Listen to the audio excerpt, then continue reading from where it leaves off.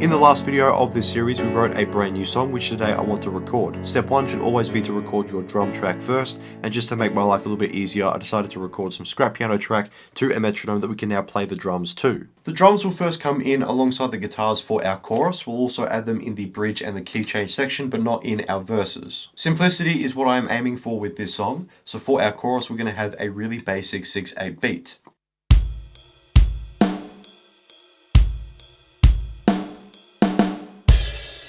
Simple, basic, but effective. That kick pattern loosely follows along with the guitar riff, and I'm thinking in the bridge we make a really slight adjustment to that.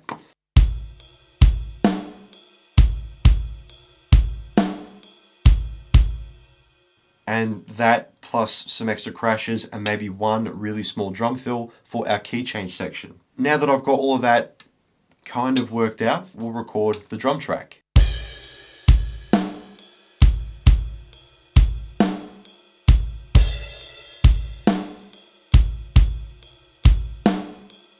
The drums are finished. Here's chorus, chorus, bridge, third chorus, and then the key change sections. Have a quick little listen to a few of these.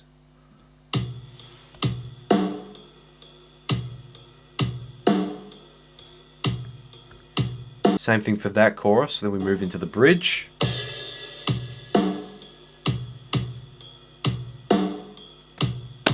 With that extra kick.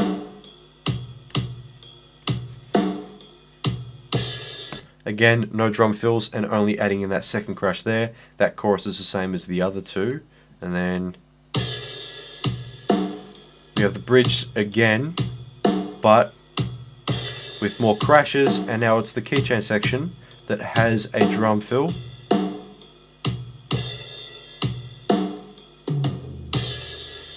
Just that. Again, I told you it was simple. Because the piano is essentially the main instrument of the song, we might move on to that next. And it's going to basically look exactly like what we have here. The only difference is it will be properly performed and it should be in time with the drums. Just for fun, I've added in this little broken record effect here, which I think kind of sounds cool.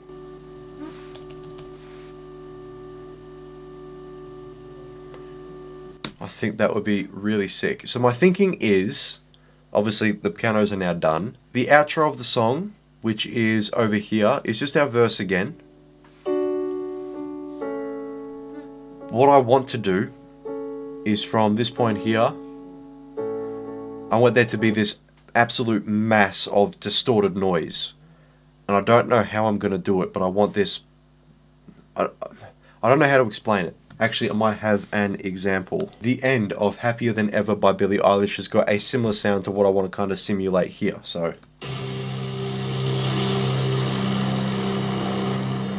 that. And I don't know, first of all, how you would explain that, and second of all, how to do that. I'm not a producer. I don't know what I'm doing.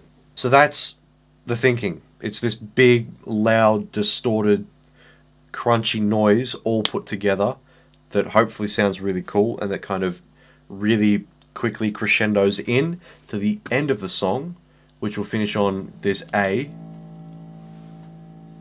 And then this will fade out, and as this fades out, that broken record D thing will come back in. Will come in for the first time. So that's what I'm thinking. I don't know how to do that. I'm going to skip it for now. I might make an entire video on learning how to be an actual producer. That might be helpful because I don't know how to mix things properly. I don't know EQing and anything like that. So maybe it's finally an excuse to sit down and learn it. But for now, drums are done, piano is done. What would be next? Maybe we do some... No, I'd rather do the guitars together. Let's do the bass. There's not much that we need to worry about for the bass guitar with this song because I want to use it just as a way to boost everything else. For the other songs that we've done, I write fills and licks and stuff like that to make the bass line interesting. But for this song, I'll keep reiterating this, simplicity is what we're going for. So for our chorus, we can basically just match the guitar riff.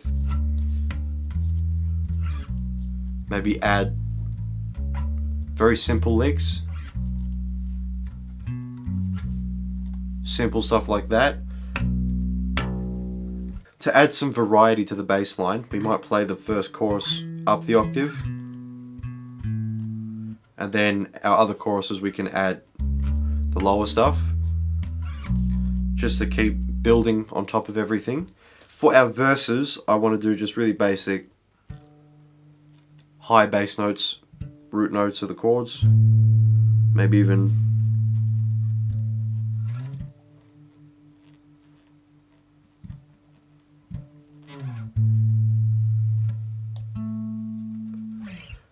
simple, really simple stuff like that. And then what else we got? Bridge.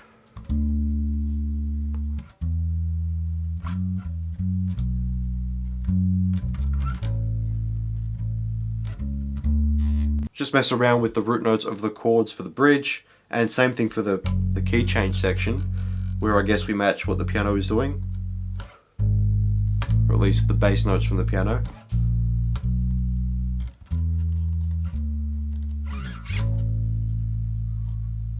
And then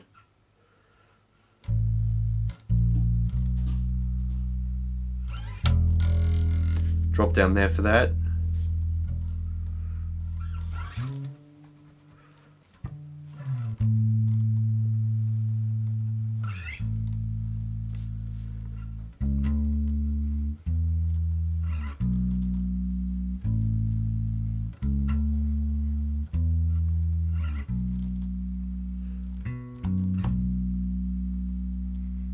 Because I hate setting up microphones, we're going to move on to electric guitar. We already know the riff.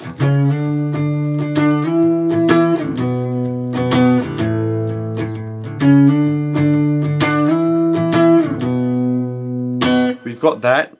Our bridge, just follow the chords.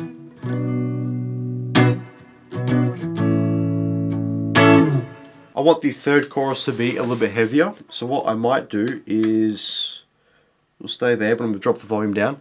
Overdrive pedal.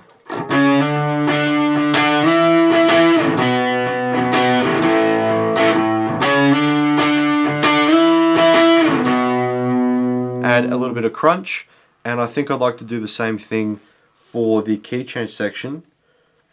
We might stay in the rhythm pickup, or we might use the bridge pickup and just do some overdriven power chords.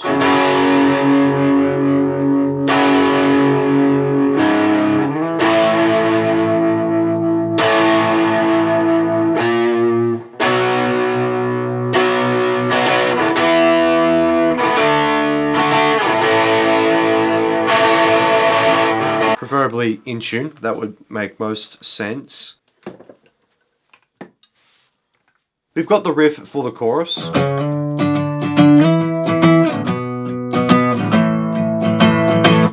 But what do we play in the bridge and the key change section? Normally I just use bar chords because they're easy and they require little to no thinking. But then I thought, something that I very rarely utilize is the capo. I love the sound of a guitar with a capo, I just never ever think to do it. So that's what I want to do now. Bridge is going to be D, E minor, B minor, A.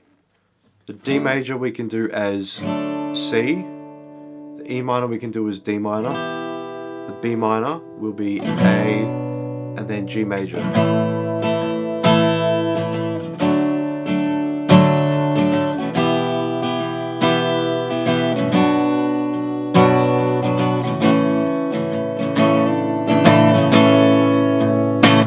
F sharp minor, so play with the E minor shape, to A, we already know is G, then to B minor, which is at A minor again.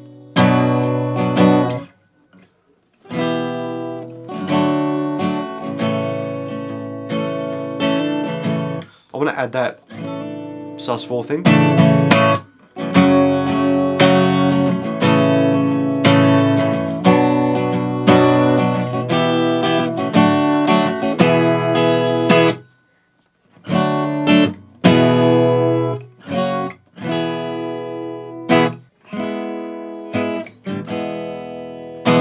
The last chord in the key change is an E major. So what I might do is just overlay that. I'll finish on this E major, the D major shape, thinking it's in E, and then on top of that I'll record a different track and just play an open E major chord. That's the idea. What was the bridge? C, D, A minor. Okay, let's tune this up with the capo and then get that recorded.